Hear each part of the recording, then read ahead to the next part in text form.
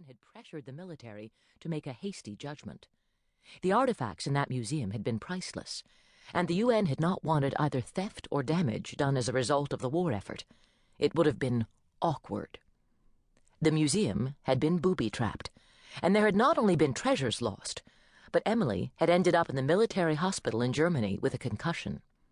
Like Joel, she was now wary about trusting any reports of peace in any region.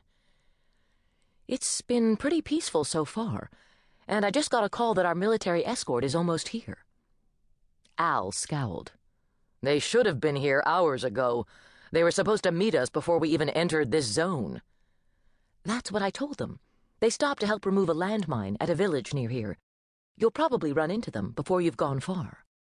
She waved. Get out of here, Al. I'll see you in Kabul. She watched the truck go down the hill, and then lifted her gaze to the mountains of the Hindu Kush to the north. Magnificent mountains whose rough paths had been walked by Alexander the Great, Russian invaders, and local warlords. They always looked austere, but with those storm clouds hovering over the peaks, they were particularly forbidding. She turned to Joel. Let's go back and check the cellar again. We were working so fast that I didn't get a chance to examine the walls to see if there were any cubbyholes where the curator might have hidden anything. He followed her into the building. Why wouldn't he have taken anything valuable with him? He might have done it. The report said he'd been killed by bandits while he was trying to get out of the area. But you know, we found hidden artifacts before. It wasn't that unusual for museum staffs to pilfer artifacts, then blame warring forces. Come on, maybe you'll find the Holy Grail. Not likely. He glanced around at the empty cases of the first-floor exhibition room. We didn't find one display case that could have preserved anything ancient. Cheap, very cheap. I can't figure out why they even had a museum out here in the boondocks. There's only a little village in the valley, and that's practically deserted after all the bandit activity in the area. That had puzzled Emily, too. The area had just been opened to the UN after a violent year of bandit and Taliban activity. It was strange that the museum had appeared to be untouched by the violence taking place around it, but perhaps stranger that it existed here at all. I was told the museum was funded by Aman Nemid, a member of the National Council who was born in that village. He's very proud of it. He was the one who requested we be sent here to save it. Save what? I think that curator would have considered an old print of Casablanca an art treasure. It was. I liked that movie. She was already on her way downstairs. I know, I'm a sentimental slob. Yep, he said as he followed her. You need someone to jar you into the real world. I can't understand why you're not a cynical, hard-bitten shrew, considering the job you do. Her brows rose. You mean I'm not?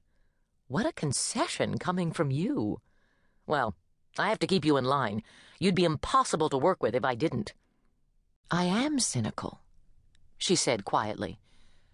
I just can't let it poison me. There are scumbags walking this earth, but there are good people too. I figure if I look straight at the goal ahead, maybe I won't see the ugliness. She smiled as she glanced back over her shoulder. And good company helps the bad medicine go down. You qualify at least 70% of the time. 90%. 85%. She was looking around the dim cellar. It had been used as a storage area, as in most museums, and they had packed up everything that qualified as a possible artifact. There were rusting farm tools thrown in the corner, but they couldn't have been over 20 years old and had probably been used in the garden in the back. The few wooden storage boxes piled across the way had already been searched and deemed not worth transporting. You check that wall. I'll do this one. If you see any cracks, any thickness that might conceal a compartment, give a shout. I know the procedure. Joel moved toward the wall and turned on his flashlight. But we're not going to find anything. Give it up, Emily. Your approval rating has just gone down 5 points. Be quiet and just look. She didn't blame Joel for being reluctant to waste time here. This job had gone wrong from the time they had arrived in Afghanistan. They were supposed to have been sent to Iraq again, but had been diverted to Kabul. Then there was the snafu with the military escort.